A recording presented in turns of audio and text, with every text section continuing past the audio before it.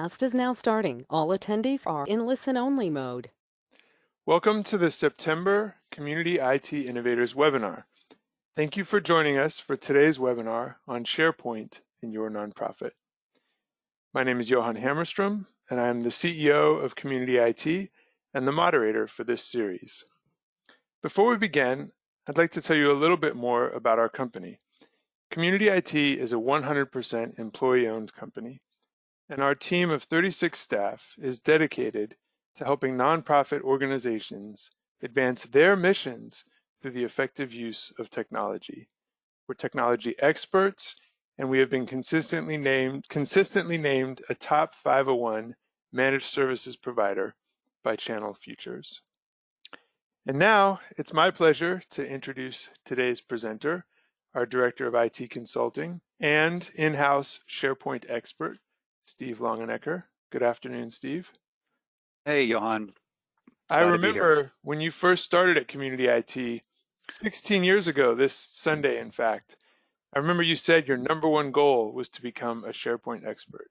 Is that right? I don't remember that.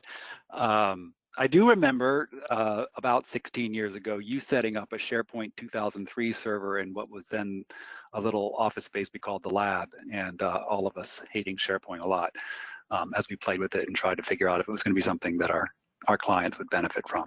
So those are long ago days. Yes, well, long forgotten. That was a painful time for working with SharePoint. For sure. So I have a lot of content today. So let me start. Our agenda is just, first of all, just make sure everybody is on the same page with what SharePoint is. And then I'm going to call it the SharePoint pitch of I begin a lot of my training sessions with, of like, why would you choose to implement this solution? What are the positives about it?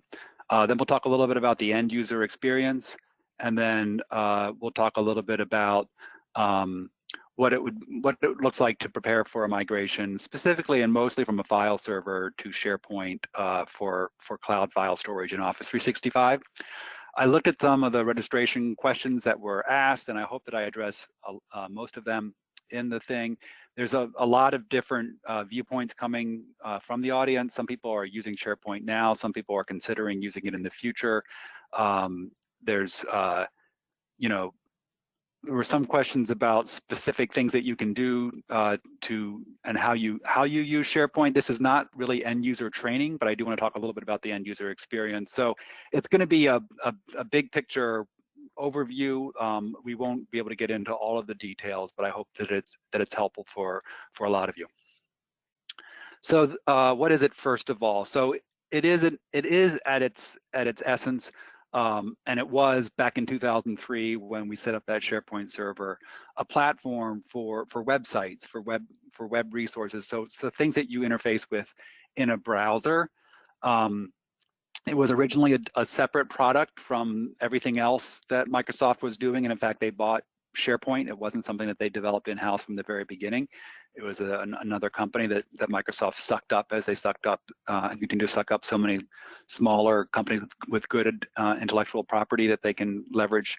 It is now far more integrated into the rest of Microsoft Office's Microsoft suite of cloud services, which are either called Azure or Office 365, depending on what end you're talking about. And there are still some of the edges showing. I deliberately have rough crossed out there because I would say that they're smoothing those edges down all the time and it's getting better, but you can definitely sometimes still see it. And so it's a web platform, and so you talk about websites and you talk about web apps and web parts. But at Community IT and in this webinar, we're going to be focusing on SharePoint's ability to deliver document sharing services. And I also underlined documents because there were a number of questions about sort of some of the limitations or weaknesses of SharePoint for file sharing in the cloud when we're talking about not documents. So I just want to acknowledge here, and I think I acknowledge it later in the deck, that SharePoint's not a great file sharing service when you're talking about database files, really ginormous data set files, or even like smaller documents that are designed for like Adobe Creative Suite products. I mean, it does great with PDFs, but I wouldn't love using SharePoint as my backend platform if I was an end user working in InDesign all day long. I would rather use Adobe's cloud for that. And similarly, you know, if I were working with like, I don't know, there might be other kinds of documents that are not Microsoft documents that might not work as well. What about Steve, like video, audio? Are you going to talk about that Yeah, later? we talk about that later, but they used to have a 15 gigabyte limit on the file size. Now that's been bumped up just in the just this summer to 60 gigabytes. So you can have very large files now. It's just that like if you're a video editor, you know, you really need to have those files be local. So it might not be the worst place to store things when they're done and it's more of like this is the finished product and we just want to put it somewhere. But if I was like actively working on things and I'm a video person, I really need them to be local because there's just no other way. It's just the bandwidth's not sufficient for all that back and forth between the cloud and a local computer. For pictures, it's okay, but it is worth remembering that SharePoint is a general purpose file sharing thing. So there's all these special cases where there are products designed for those cases that are better. So, you know, we just mentioned the Adobe, right? So like for Adobe products, you'll get better performance if you use Adobe's cloud. If you're talking about media, even pictures, SharePoint does fine with pictures, images. They have little hooks to make the images work better in the SharePoint, but I would still rather have a digital asset management solution that's sold as that and designed for that. And I know you and I have talked, Johan, about what if you're like a law firm and you have a plate, do you want to use SharePoint for all your casework, you know? And it's like, well, it would be okay, but probably there are platforms designed for those purposes that might do a better job than SharePoint does. It's not that SharePoint couldn't do it, but there might be so much work you have to do to make it like follow all the rules and regulations about privacy that have to do with things that legal firms might encounter, and the ways that maybe legal documents need to be indexed and stuff. So it's a nice general purpose document sharing system. When you start getting into special cases, you often find that there are special products for those special cases that work better. It's also, when we talk about defining SharePoint, it's also worth talking about Teams and OneDrive, because that's a question that did come up in some of the registration questions. So SharePoint's a platform for developing websites and web things that you interact with in a browser. But we also use the word SharePoint as shorthand for cloud shared file storage, and that can be confusing. It's like it's two different things. But when we talk about OneDrive, OneDrive uses SharePoint as it's a back end, but it's a private SharePoint. So we sometimes talk about it as my SharePoint. So OneDrive uses SharePoint, and if you learn a bunch of workflows with OneDrive that work for you, and if your staff are using OneDrive already, they might well be able to use SharePoint easily because they've already learned a lot of things because it's the same platform. And they just have to learn that, okay, OneDrive is private, I can share from it ad hoc on a case-by-case basis, but it's basically my SharePoint. And then we're talking about SharePoint as, in that case, the opposite of OneDrive, because it's shared cloud file storage, not private cloud file storage. So shared versus private, and that's where that term of SharePoint. And then Teams is this whole different thing that Microsoft's putting a ton of energy into. It's their new killer app almost, you know, like at one time, I think the CEO of Microsoft was talking about how Teams should be for groups of people what Outlook is for an individual person, like a single place where you can have all this stuff. You can, in Outlook, you have your mail and your contacts and your calendar, and it's all in one place. And supposedly that makes life easy for you. Well, Teams is the same idea. You have this group of people has their chat, they have their files, they have whatever other Office 365 services and even external services all bundled up in one user interface. So it's really like a nice, maybe, it's a different user interface for groups of people. And one of the things that the user interface surfaces is the SharePoint file storage. So there's a little bit of a confusion that can be created here, like which is what, but Teams uses SharePoint on its back end for the file storage. It's just that it presents it in the Teams interface. So when you're talking about planning for a SharePoint migration, and I get to this later, and I don't talk about it that much because it's kind of it's an overview, but you do sort of need to think about, okay, we're migrating a bunch of files from the file storage. Let's call those libraries SharePoint libraries. But then we also have these small groups of people that are going to like come together to do work, and maybe they'll have teams. And the fact that there's if you look in your SharePoint admin portal, you see both. We don't have to necessarily confuse our users with that. That topic almost deserves its own webinar. So I apologize if everyone's kind of like, what? But that is, I wanted to at least acknowledge that there is kind of different things going on in the Office 365 suite of services. So now the SharePoint pitch. When I was getting ready to do this webinar, I was aware that I had done a webinar on SharePoint sometime in the past, and I really couldn't remember when it was.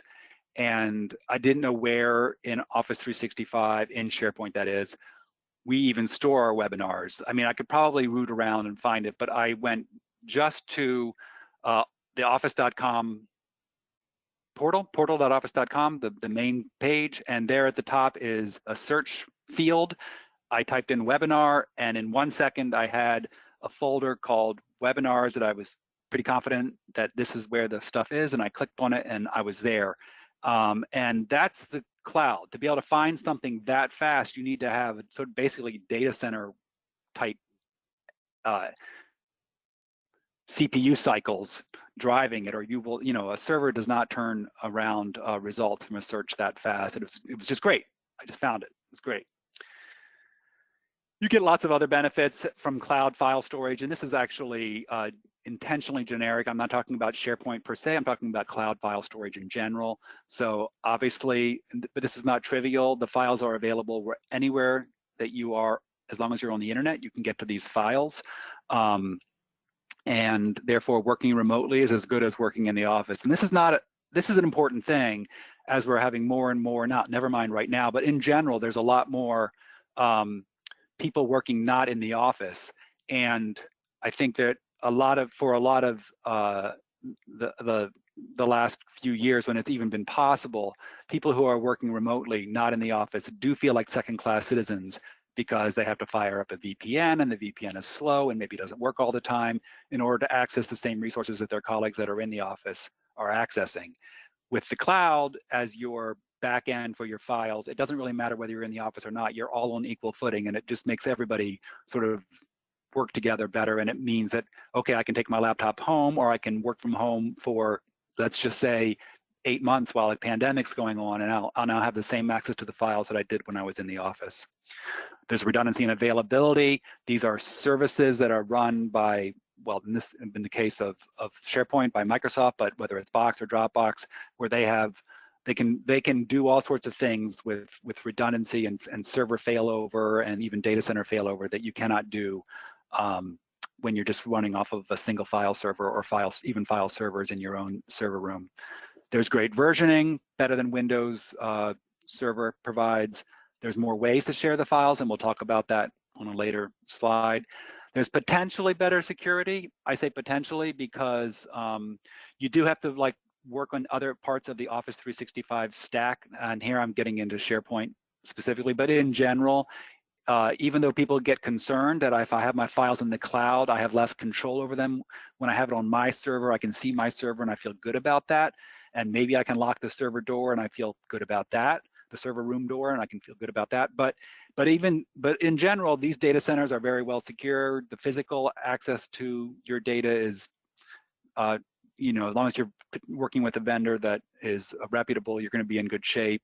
And as far as like, oh, they can now access it anywhere, hackers can attack it from anywhere in the world. That's true, but if you put good security around it, it's pretty good. And actually, anybody that has a file server in their office, unless you're, there are like defense contractors and so on who don't allow access to their certain files from outside of the building, but most of us have to set up a VPN or a remote desktop server or something to accommodate our workers who are working remotely.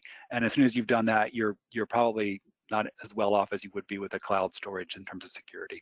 And yes, you can decommission your file server if you've put all the files in the cloud. And for our smaller clients, sometimes once you decommission your file server, you can talk about decommissioning all of your servers, depending on what else you were doing from your server room. But why SharePoint specifically as compared to generic cloud file storage solutions? This is my main thing here, is that it's Microsoft that's delivering SharePoint, and there's a love-hate relationship that I think a lot of folks have with Microsoft, and well-deserved. There's a lot of things that they do that we can all make jokes about. At the same time, they are a long-standing services company. They are counting on the success of this product. They're not going anywhere. Google does G Suite, but Google incentives are all about advertising. And in some ways, G Suite is sort of a side project for them that reinforces their advertising product space. Box and Dropbox are big reputable companies, but I wouldn't be surprised if Dropbox got bought at some point. And I don't know what the future for Box holds. They're doing quite well, and I would never second guess someone who decided they wanted to go with Box. But Microsoft's not going anywhere. They're actually doing pretty well right now in terms of, I would say, their flywheel in terms of improving their product lines. And you could do worse than hitching your wagon to the Microsoft horse. Or that's not the expression, but something like that. Additionally, Microsoft provides these significant discounts to nonprofits. That's always been very important to our clients. The product is constantly improving. And then there is deep integration with the rest of the Microsoft stack. And since Microsoft has based, for the last 40 years has been, trying to take over the world of IT, that stack's a big stack. So if they can integrate with it, it makes a big difference. I mean, 80 to 90% of us use Windows operating system. That's a Microsoft product.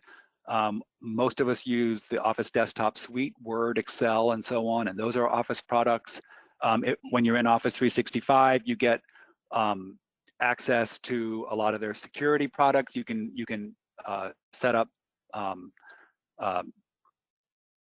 multi-factor authentication on the Azure identity that gets you into Office 365, so that secures it. They have products like data loss protection, information rights management. They have this screenshot is of all the things that I found. This is like a 1.5-year old screenshot, but I don't think it's changed much. Maybe it has, but these are the mobile apps that you can get in the Android store, and the iOS store is similar. So yeah, it's great. Talking about Box or Dropbox, it's worth giving a slide to this, because I think people do ask, well, what about Box and Dropbox? So I wouldn't necessarily discourage folks from either of those two products. I think they're both really good. If you're already sort of in the Microsoft stack completely, then I think it is hard to justify not. Box and Dropbox are more expensive.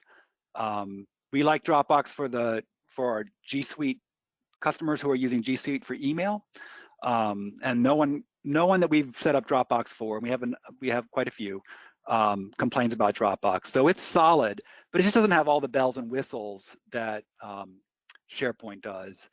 I would say that SharePoint and Box are equal, or probably SharePoint's better when we're talking about Microsoft documents. I'd say Box is better for the non-Office documents and non-Office, and when you're collaborating with external people who aren't Office 365 customers, Box is better. However, I've attended quite a few Box webinars, and I really think their product is great, but I get the sense that you almost need to have like a dedicated Box specialist on your IT team to sort of build that out and manage it and maintain it. There's a lot of those hooks and bells and whistles that Box provides that can be so impressive, like workflows and so on, need to be built by someone. So you need to make investments. And I'd say that unless you're a big enterprise, it's probably not worth it. I think that makes sense, Steve. I know that Box has really targeted the enterprise as their primary customer, and Microsoft is kind of unique in the tech space in that it seems to be able to deliver solutions across the board, from large enterprises down to small and medium-sized organizations. Yeah, that's right. Yeah, the SharePoint and Office 365 is designed with the enterprise customer in mind, but yeah, somehow they've managed to also make it easy enough that sort of the out of the box experience that doesn't require a lot of configuration and development, works really quite well, and works really well for the smaller nonprofit or other small business organizations that don't have the capacity to do all of that sort of development work. I don't have like section headers for my different sections, at least not so far. And so we're shifting now to sort of what the end user experience is. So I've now given the pitch for SharePoint. I've also admitted that Dropbox and Box are solid competitors, but they have the shortcomings such that we do generally recommend SharePoint for the folks that are in the Office 365 stack one way or another already. Can I? So here's the user. I'm sorry, Steve. Go ahead. Since we're transitioning here, a great question came in related to security. Okay. And in your experience, do cloud storage solutions and SharePoint in particular provide better security against ransomware attacks? So ransomware attacks occur through a lot of different vectors. The old-fashioned one that I remember really, when it sort of made its presence really known to all of us, was that it would infect a client computer, which would then trigger some sort of malware that would encrypt all the files that were sort of on that computer, including mapped network drives. And those mapped network drives would get encrypted, and then you'd have to pay a ransom to unencrypt them. The solution to that was to get your backup from the day before and spend the day restoring your file server to the day before, and you lose a day or two of time, but you had a good backup, and everything was back. And of course, you had to disinfect or wipe the client machine that was infected in the first place. I would say that the situation probably is similar for today. If you're syncing your SharePoint libraries to your laptop, say, and the malware gets loose, it might well encrypt the synced copy on your laptop, which would then sync those changes up to the cloud storage. So in fact, you would have everything encrypted up in the cloud. With SharePoint, with Dropbox, I'm sure with Box as well, you can put in a ticket and say, hey, I need you to basically roll my entire SharePoint library or libraries back to where it was at 6 p.m. yesterday before this all happened. And Microsoft can do that. I don't know what their turnaround time on that is, whether it's a day or two, I'm not sure.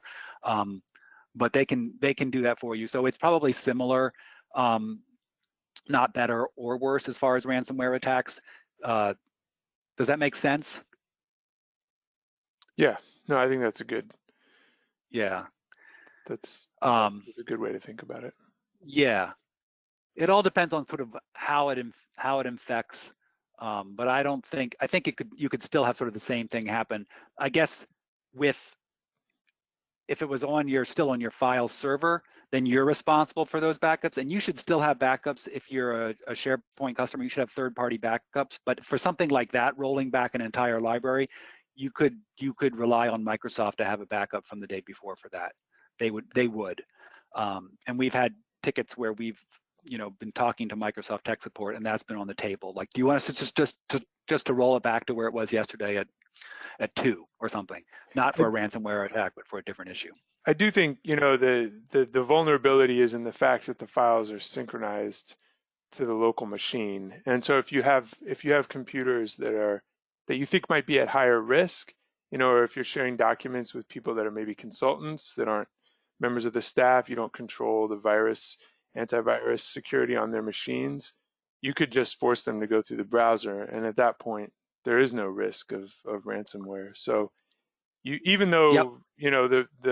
on some level you're still vulnerable, SharePoint gives you more options in terms of granular access and certain forms of prevention that you otherwise wouldn't. That's right. You can choose. There are rules that you can make about who can sync the libraries, and when I say who, I mean like whether it's a computer that meets your specifications and so on. So there's some of those things do require more. That's not necessarily out of the box, but it can definitely be done affordably. Yeah. Well, thank you to the audience member who submitted that question. And if any of you have questions, please chat those in, and we'll do our best to get to them during the webinar. So now shifting to the user interactions, and I'm going to go through this quickly because I want to make sure I don't leave out the last parts of the webinar for lack of time. So this is a screenshot of someone accessing a SharePoint library. In fact, it's a OneDrive library, but it is SharePoint, so it's my SharePoint, and it's in a browser. So you can do pretty much anything that you would do with File Explorer. You can do in a browser because SharePoint was natively a web-based product and remains a web-based product at its core. Notice that you can open in Word. So that's some of the integrations that we're talking about. So if you check this little hidden circle in front of the file name, and then you go to the Open menu, opening in Word, and I think now it's changed. I think now it says Open in Desktop App. But anyway, you can open it directly in the application and not necessarily on Word Online, although Word Online is a really good product and not as full-featured, but getting better all the time, which is the sort of the theme for all of this, is that everything's getting better all the time. Another way that users interact with SharePoint is with the OneDrive sync client. So this is like Dropbox. The Dropbox was the one that really drove this first in the consumer market, and everybody else chased it. Ignite, Box, Dropbox, they all chased it and basically have parity now with what Dropbox does. So you say, hey, I want to sync my OneDrive library, or I want to sync this shared SharePoint library. You say that by clicking on some things in the browser, and then with Windows, the software is already, deep integration again, with Windows 10, the software is already on your computer. With a Mac OS, there's a pretty decent sync client. It's not quite as robust as the Windows one, but some of my colleagues at Community IT that have Macs say that it's in the last 4 to 6 months gotten a lot better. They notice that they can rely on the sync client to not have any problems like it might have 6 months ago.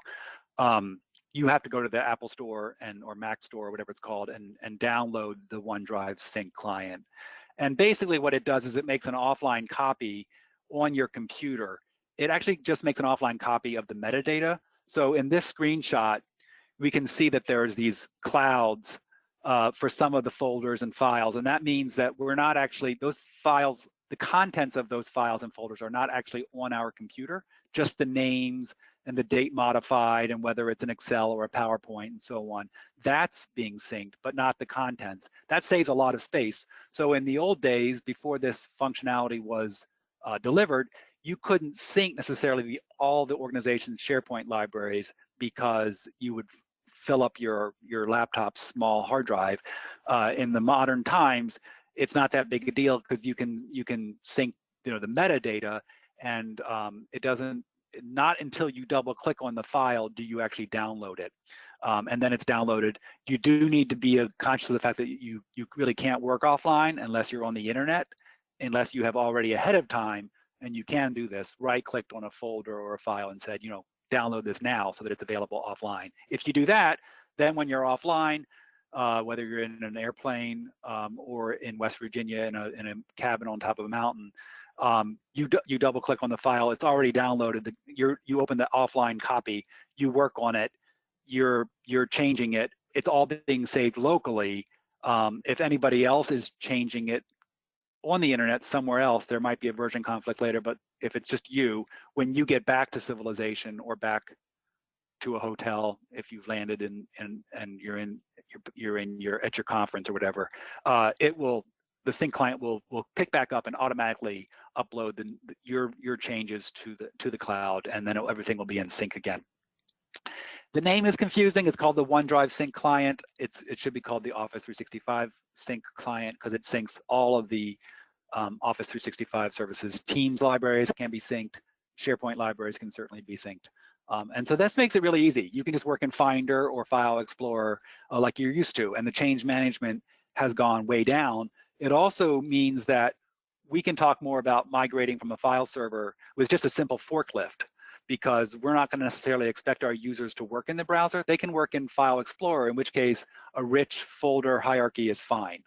And you can just double click on Northwind folder, open it, and see the contents very quickly because you're working on an offline copy of that folder hierarchy. And then when you find the file you want, you double click on it, it downloads in seconds because everybody has good internet these days, and you're off to the races. I will say, everything I said sounds good. I've been working with some clients who have been working from home, and some of them don't have the greatest home internet, and some of them have said, hey, it's kind of wonky for me. I feel like I'm not getting great performance, and I do a speed test on their internet or whatever, and I see that they have flaky internet, and so it is dependent on internet for that to work well. Then you can also interface directly with SharePoint through the Office Desktop Suite, and this talks about the deep integration again.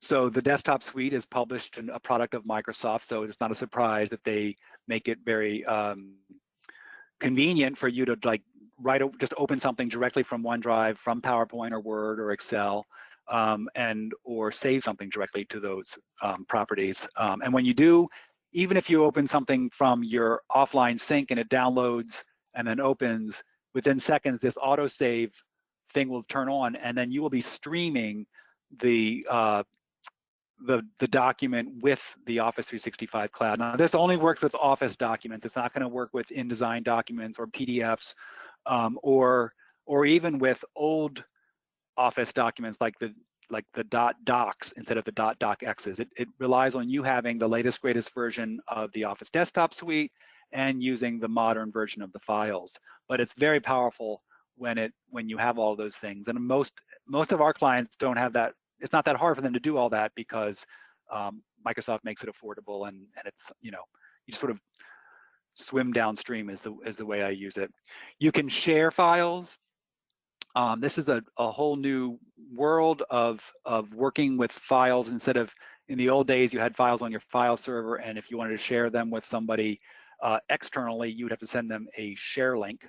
No, I'm sorry, you have to send them an attachment, and then that attachment is something that they would double click on and work on, but that was their copy offline. Now, and this is not just like a SharePoint only thing. This is something that, Box, Dropbox, all these people, everyone does it, but it's changed the way we work. Now I can send a share link to an external partner, and when they click on that link, they see the file either in the browser, or if they're an Office 365 customer, now they can actually even see it in the application itself, Word or PowerPoint or whatever. And when they edit it, they are editing my authoritative copy that I've shared with them. The use case that I always talk about is, we have a committee forming for a political action, and it's a very controversial thing, and so we've had a meeting, and there've been lots of discussion, and it's time for you to write up the statement of what the committee is going to be doing and what its mission is. And you work on it, and you really hope that you captured the spirit of that hour-and-a-half discussion.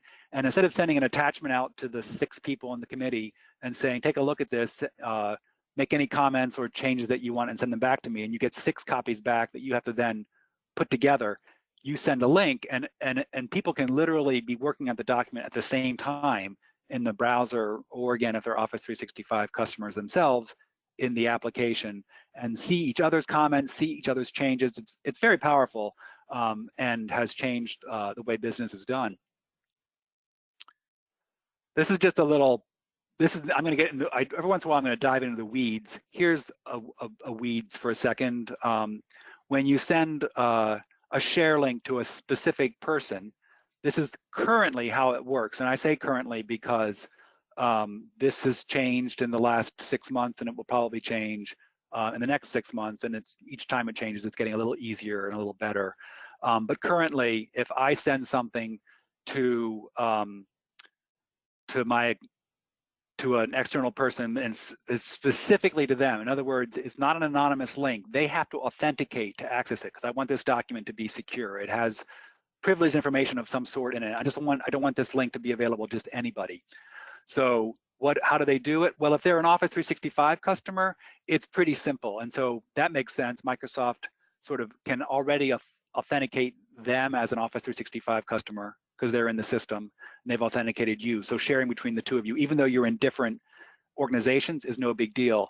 And this is not actually, like a lot of nonprofits use Office 365. So if you're working with other nonprofits, you might find that you do great. But let's say that the other organization is a G Suite customer. Then what they will have to do instead is perhaps they will, in order they click on the link, it opens a browser page, but instead of seeing the document or the folder, it says, hey, you need to put in a code that we're going to send to your email address. And the theory is that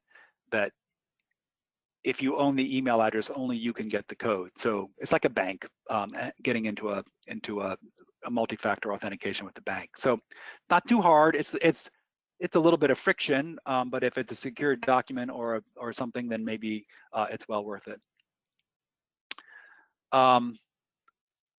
This is a video that I'm going to show of sort of just a user experience with the document. I don't know how well it will come through, so let's see. So I don't know if it's over Zoom, over GoToWebinar, so I don't know. But I want to share this document, so I click on it, and I'm choosing which kind of link I want to share. By default, in our tenant, it's shared to people in our organization. If I choose anyone, then the link will work for literally anyone without authentication. But I'm going to choose specific people.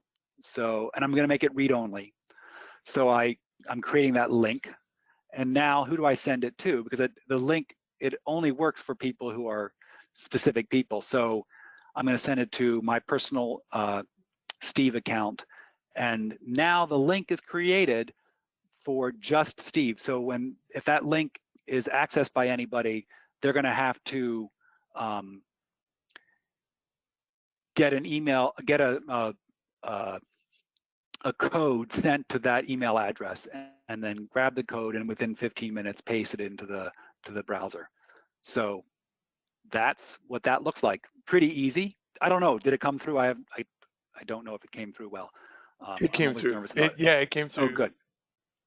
Perfectly. Good.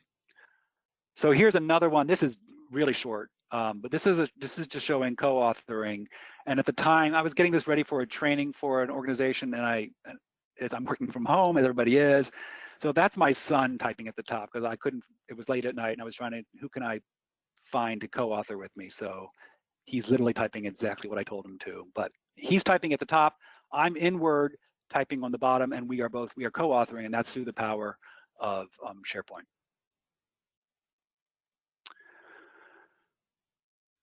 Next section, getting ready to migrate from, in this case, we're talking mostly about a file server to SharePoint. You can also migrate, go ahead. I'm sorry, yeah. Steve, I apologize No. for cutting off. So another great question from the audience that applies to the previous section, but actually I think is a good sort of segue into this question about migration. And it has to do with the OneDrive Sync client, and particularly with the number of files and folders that you have. So when you set up SharePoint, you're going to talk about this, you can set up multiple sites. And if you basically forklift, pick up your entire file server and put it into a single site, and then set up your OneDrive Sync client to synchronize with that site, it's going to have to synchronize all of the files and folders. Now, it's not going to download a copy of them, but it's going to index the link. That's right. And I know that we've talked about this before. There's sort of a limit that if you go past a certain number, it may work, but it's really going to be slow. And do you know offhand sort of what's your rule of thumb? And if you answer this in the coming section, we'll just wait for you to get to it then. I'll answer it now because it is. I think there might be a slide about it. This was brought to our attention by one of our clients, like maybe 2 weeks ago, because they were having problems with a library, and I was like, well, never had that problem before. About how many files do you have in that library? And the person I was talking to said, I think it was like 2.5 million. And I was like, oh, well, yeah, I could imagine that might be too much. I mean, it is 2.5 million separate things that have to be indexed. And remember that if you have people changing those files, they have to be, the date modified has to be updated. So if it's syncing around a number of people, that's a big library. And so I actually looked it up for the client, for the person that I was working with. So the guidance from Microsoft is that the total number of files being synced by the OneDrive Sync client on any given device, on any given computer, should be less than 300,000, or performance problems may occur. That's a lot of files, but it is a limit, and depending on how many we're talking about, it can be a real limit. And one of the things that we'll talk about on the next slide, I think, or maybe the one following, is that maybe when you migrate from a file server to SharePoint, it might be wise to try to figure out how to move away from some of the old data that you never are going to use anyway, whether that goes to an archive library that's not synced, or not even, or even is just deleted. So great question, and I sometimes I get asked questions where I just have no idea what the answer is, but that happens to be one that I actually found the guidance relatively recently. Thank you. So this slide comes from the June 2019 deck that I found when I did my search that I showed you guys at the beginning. I have updated it slightly. So it is important to have Windows 10. That's now Windows 10, Windows 7 is no longer supported by Microsoft. So hopefully no one has Windows 7 or 8 or 8.1. They are no longer supported by Microsoft. So it used to be important that we would talk about, hey, you need to upgrade these 3 Windows 7 computers or replace them before we do the SharePoint product, because Windows 7 doesn't do as well. Similarly, you want to have the latest, greatest version of the desktop suite. Officially, the desktop suite 2016 is supported for a lot of these functions, but I see it not working all the time. And we want you to have the subscription version, which is no longer called Office 365 Pro Plus, but now Microsoft 365 Apps for Business. So there's different ways to buy that. You can buy it as an add-on for $3 per user per month. For the people that need it, you can buy it as part of various Office 365 bundles, whether it's the E3 license comes with it, for example, or the Microsoft 365 Business Premium SKU, which is $5 per user per month, which is probably my favorite at this point because it combines a lot of different things, including some nice security features. But anyway, you need it. It really works best if you have email already in Office 365 Exchange online, and not on. If you have an on-premise Exchange server still, and that's getting fewer and fewer and further between. But if you do, I would do your email first and get going with Office 365 and decommission your on-premise Exchange server and then deal with files. But if you're, the much more common would be, this sounds great, I like what I hear, but we have our email in G Suite. What do we do? And I used to be a pretty strong advocate for, well, you should probably, if it's important enough that you want to get all this other Office 365 stuff, you should probably move your email to Exchange Online, that is the Office 365 email, and not maintain G Suite email while you're trying to use other parts of the Office 365 stack. Since making that strong recommendation pretty consistently over the years, we've had 2 clients who had their email in G Suite and just told us that's not what we want to do. We want to do it our way, which is we want to keep our email in G Suite and we want you to help us move to SharePoint. And against my better judgment and with reservations, I said, okay. And I told them all the concerns I had. And I haven't heard any complaints about either. Now, you're not going to get all the integrations, like certain things that you want to do. Like if, let's say you want to share something with someone, so you click on the share link and then you type in someone's name and up pops, you know, your colleague's name. You need to be aware that if you click send, that's going to go to their Office 365 Exchange mailbox, which they don't monitor. So you need to, like, if you're going to do it that way, you are going to have to sort of like straddle 2 worlds, and it's not going to be as easy as if you have if you're in the stack completely.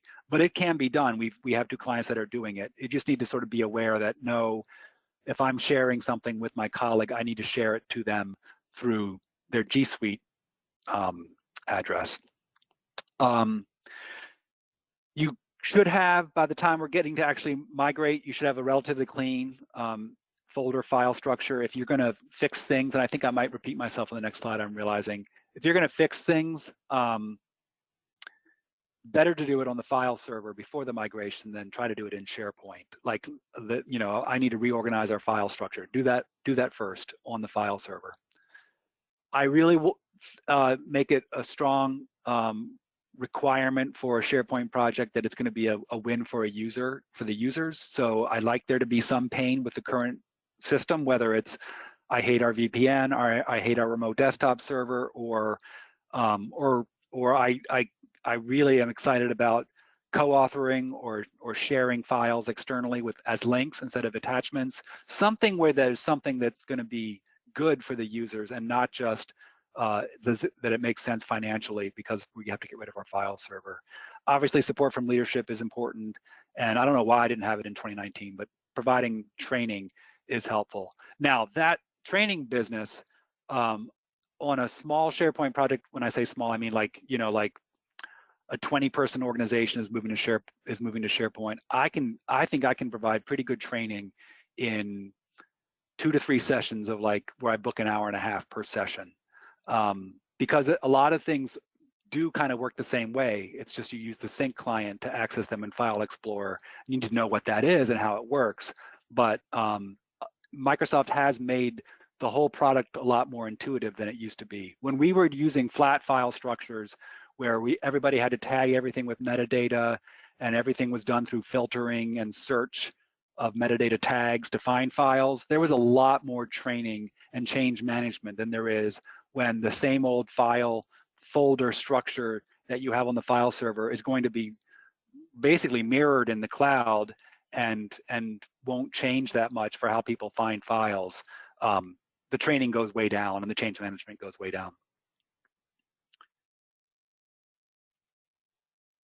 Some design decisions. This is the main. I'm hearing a whine in my ear. I hope that you guys don't hear it from me. My main mantra on this is philosophically to swim downstream. Don't fight the Microsoft current. So, for example,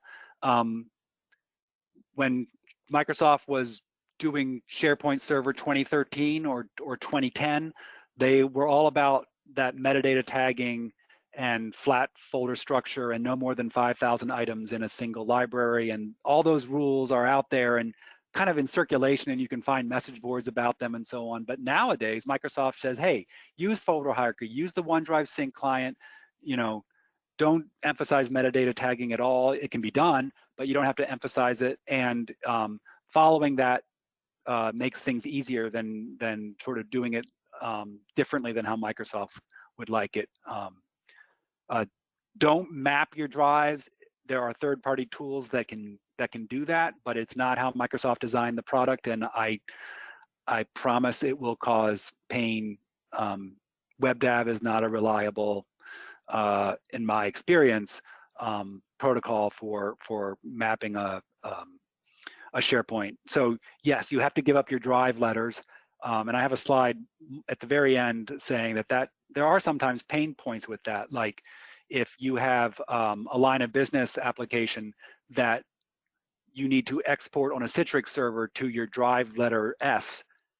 Well, there's no S drive anymore. Now it's something that it's a synced folder of a SharePoint library, and that might create extra steps in a workflow. But don't try to shortcut that extra step in your workflow by creating an S drive by using WebDAV to map the SharePoint library. Another thing is how you manage permissions and so forth. SharePoint has its own sort of permission structure, but that's sort of when SharePoint was its own product. Nowadays, what Microsoft wants you to do and what you should do, therefore, is when you create a SharePoint site, it'll create an Office 365 group. That group is part of the Azure Active Directory. You can see it in your users and groups of your admin portal. That's where you should control access to that SharePoint site and to the SharePoint library that's in there. So if I create a site called Finance and I want to add someone to it, don't touch the SharePoint permissions. There might be exceptions to these rules. I've made exceptions to these rules, but in general, go to the Finance group and add people to the Finance group, and then they will have access to the site because Microsoft's knitting this together for you. And as soon as you start doing it other ways, it's like the current keeps carrying you down, and at some point you realize now it's even harder to do it the old way that I was doing it. Don't use subsites. Don't create multiple libraries within a site. Microsoft now thinks, make everything a flat structure. Everything's its own site. Don't break the inheritances of permissions within the folder hierarchy. The whole library and the whole site has the same permissions. That's the idea.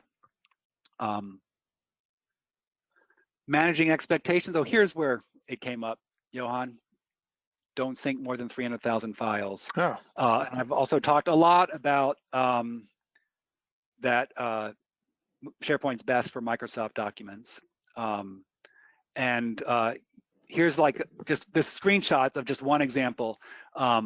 Client called me, they'd set up a SharePoint library on their own.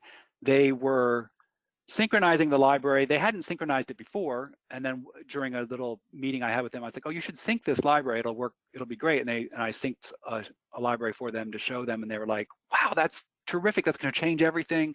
We were doing it all in the browser. This is great. But then they were syncing, then they went back and they used applied the same lesson to syncing a library they'd already built. And it was syncing as read-only.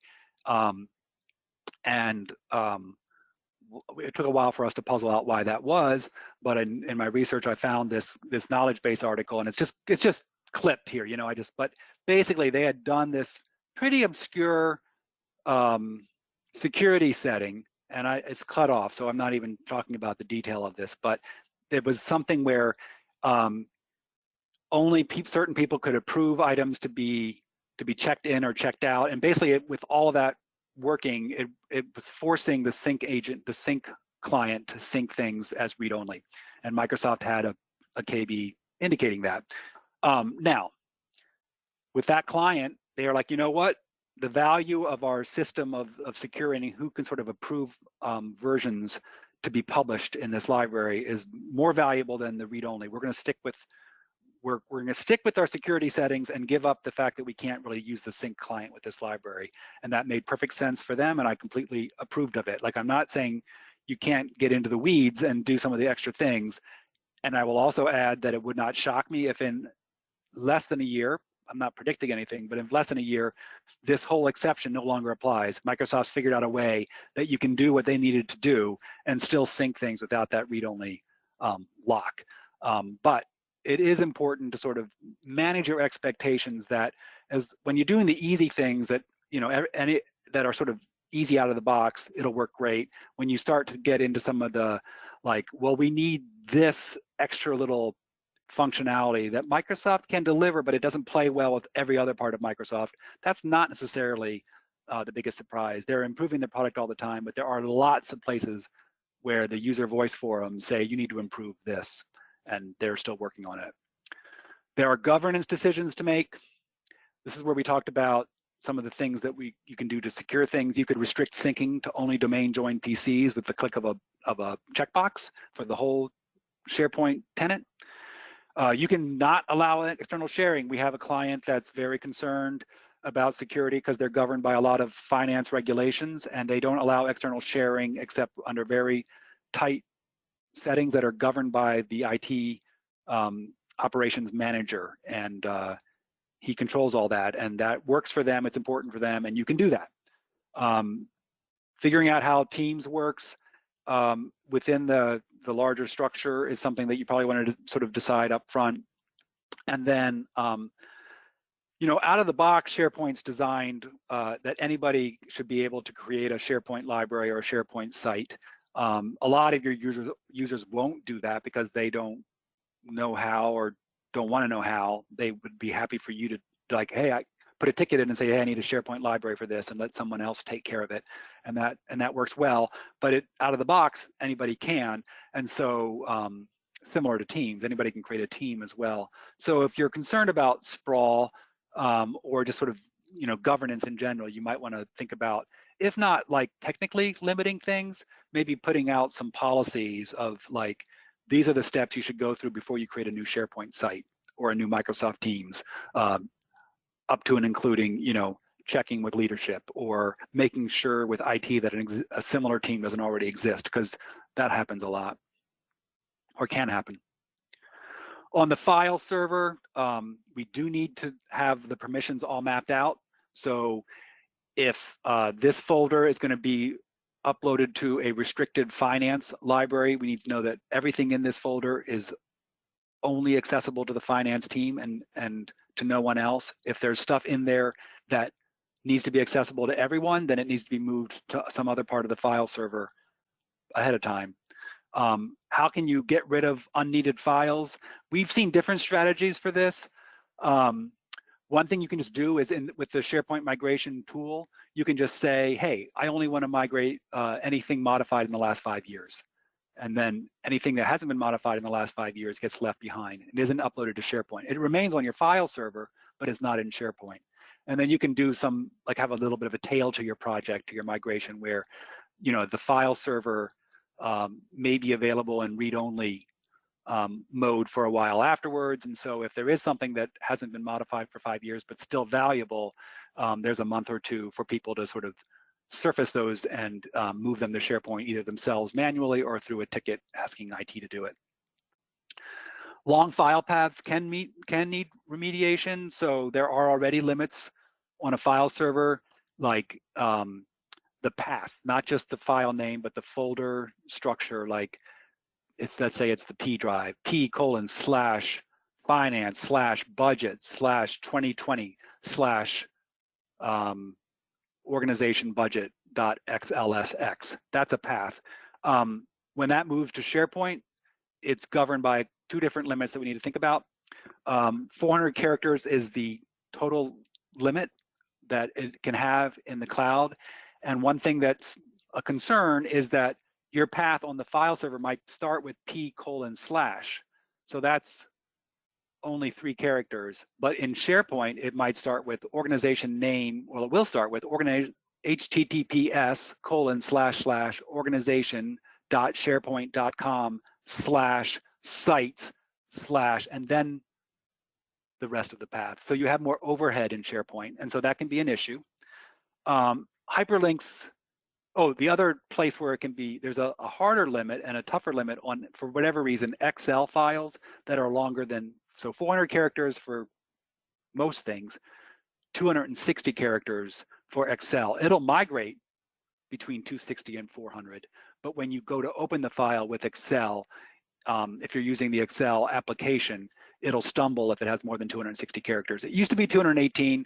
They've recently improved it, but it took them a long time to improve it, and I don't expect that will improve again soon. You can easily, like if it's a file that you don't use much or don't expect to ever actually open, but you just need to have in SharePoint for like archival historical reasons, fine. And if someone does need to open it, they could always like move it to a place where it has a shorter path or copy it to a shorter path, or they could open it in Excel online, no problem. It's only when you're using the application. That's a nuanced, weedy thing, but I thought I'd mention it. Another thing that we've stumbled on with a couple migrations is people that have a lot of hyperlinks between, especially Excel spreadsheets. So I have a budget for my department, and then the certain cells in that budget are then linked to cells in the master budget. And so if I update my department budget, it then links up and updates the master budget for the whole organization. Those hyperlinks are going to break because they're referencing file server paths. In SharePoint, it'll be need to reference. The links can be worked, but they'll have to either be manually repaired to use web addresses of SharePoint, or there are tools that can do it on a scale if you have thousands of files like this, or even hundreds and hundreds. There are tools. They're not the cheapest tools, and they require some overhead to build. You have to have a SQL server, but we've used it. It works. So you can work your way through that if you need to. Hey, Steve, just a quick Yeah. time check. We are I see. at 4 o'clock, which is fine. I'm available to, I thought this webinar might go over a little bit. If you're able to keep going, we'll can keep continue. going. I was keeping my eye on the time, and I'm close. So if people are like, I just want to see the end, we're almost there. Like, there's not much. But I also wanted to mention that we are recording this, and the recording is going to be available on our website as well as our YouTube channel. And if you registered for today's webinar, you'll receive an email with those links. So if you do have to go, you can always come to the YouTube channel later to catch the last 5 or 10 minutes of today's presentation. Yeah, thank you, Johan. Another gotcha, or not a gotcha, but just something to be aware of, is if right now your staff is accessing the file server through the remote desktop server, that's what they do to get to the P drive or whatever. Be aware that you can teach everybody about the OneDrive sync client for your laptops, but the OneDrive sync client does not run on a modern remote desktop server that's using modern user profile virtual disks. It just doesn't work.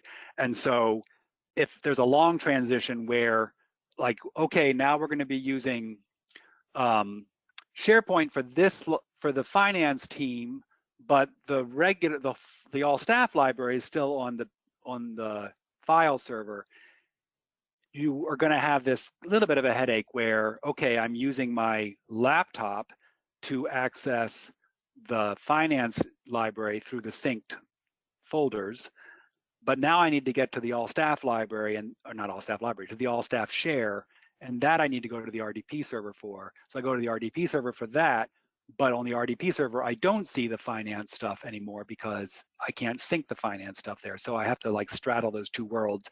So if you have a reliance on RDP for accessing your file server, that will be an incentive to sort of make that transition as shorter rather than a long drawn out transition, so that people are comfortable with that. They can always access on the RDP server, they can access the finance library through the browser. They just can't use the sync client version. And then I mentioned this already, the import export from line of business apps. This has come up a couple different times. There's ways around it, but especially old school applications, they generally want to look for mapped file shares. They are not friendly with SharePoint. It's kind of a newfangled thing. So that can be an issue. Like Adobe is an example where if you have like Adobe, no, I'm sorry, Blackbaud. I don't know why I said Adobe.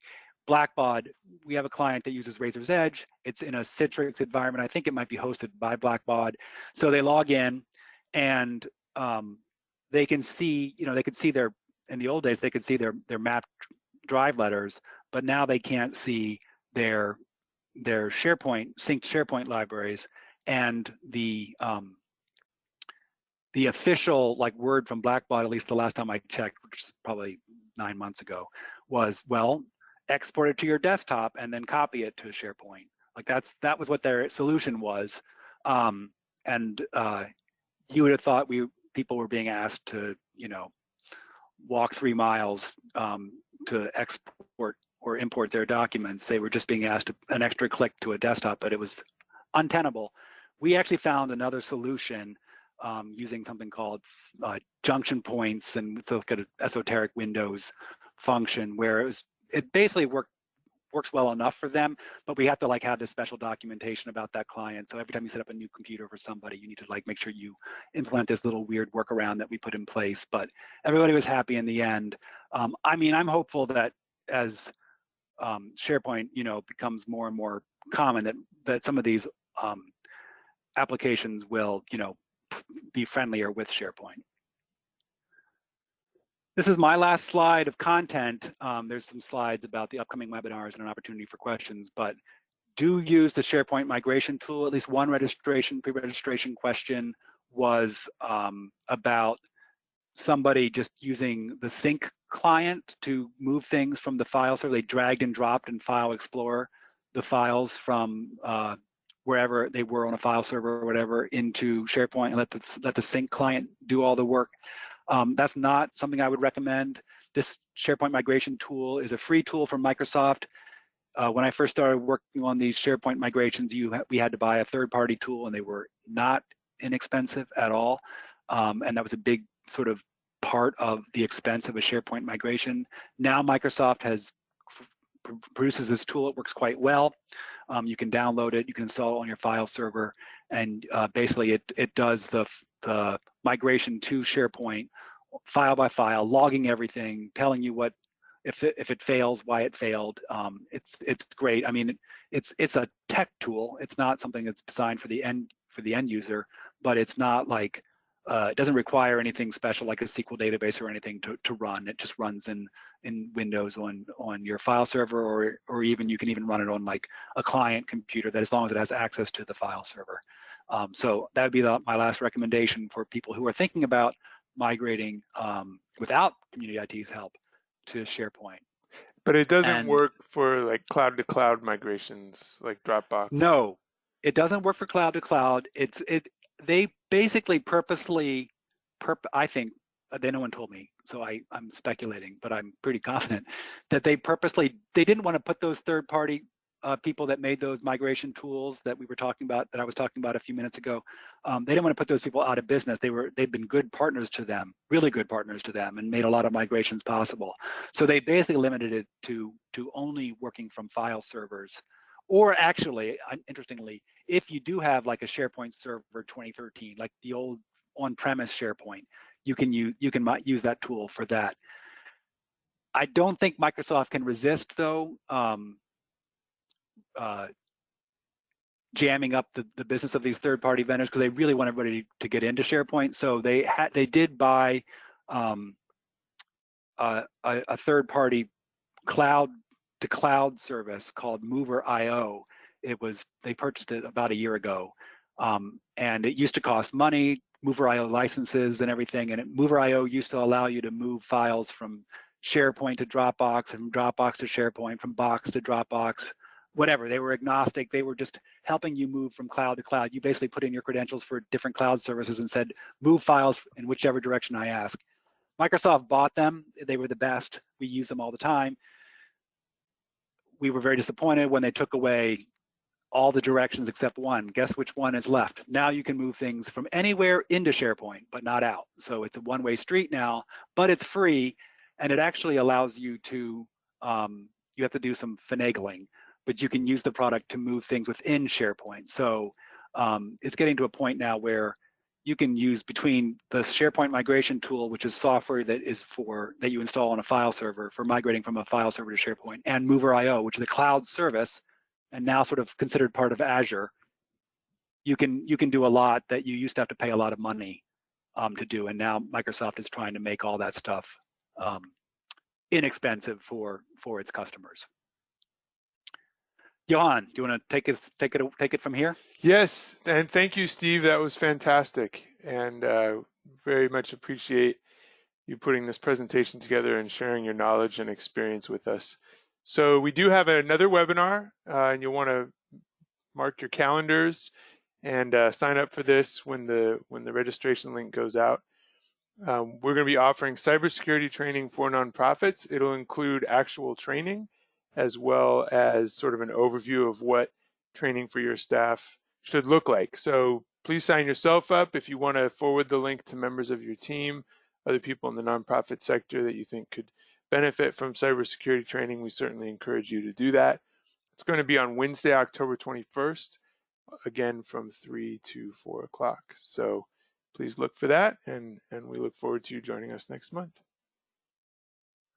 And then I do have a slide that says that it's questions. Are there questions left? I appreciate you, Johan, keeping your eye on those. Are there any others that you want to feed me, or have we pretty much exhausted our audience at this point?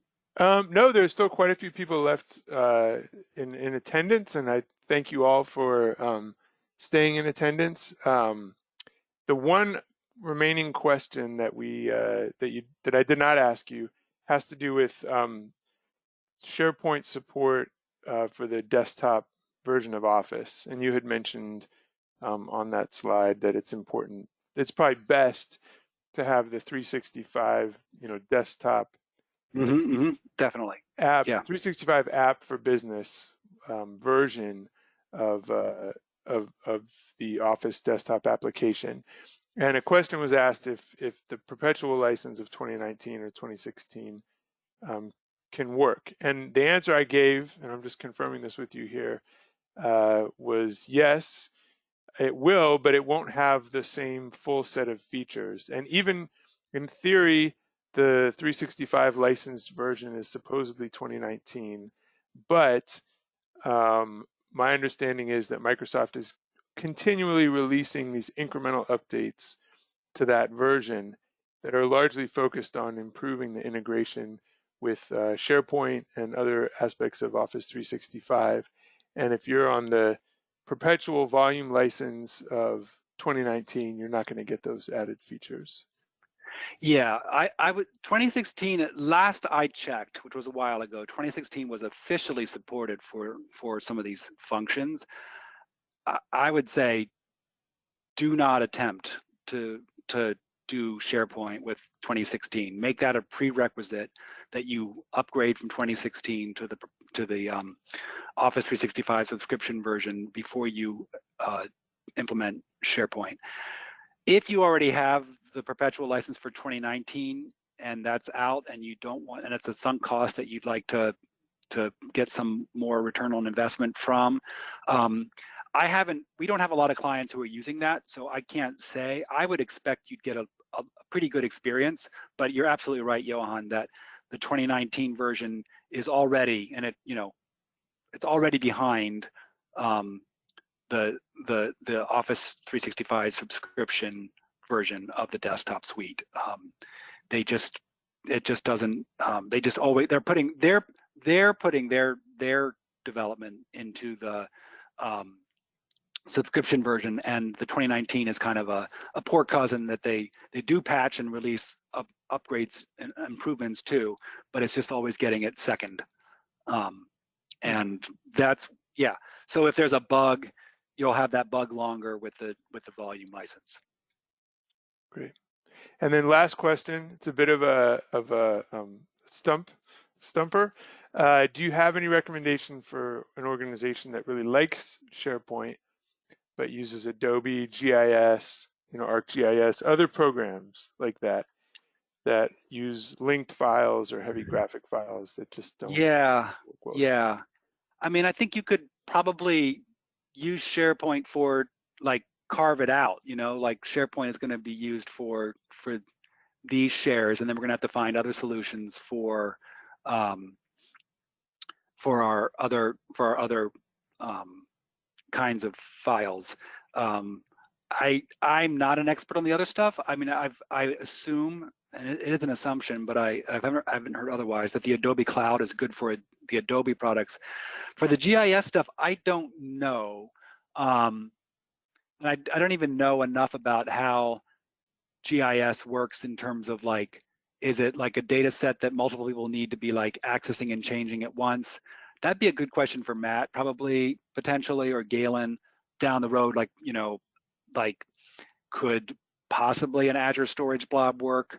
I definitely, in general, tend to think that if there are purpose-built services for these things, that even though they might cost money, that those can be best. That's why I like the Adobe Cloud. And like if your GIS software, if it's ArcGIS or something else, if it has if they have a cloud offering, probably it's the best for that purpose. But I'm also guessing that if they have a cloud offering, it's an expensive cloud offering. So I know it's a complicated answer. I'm sorry I don't have a better answer than that. Well, I think it's a complicated situation. Yeah, So, yeah. All right. Well, thank you so much, Steve. Really appreciate your time. And thanks to everyone who joined us today. And we look forward to you joining us next month. Have a great afternoon. Thank you all. Bye.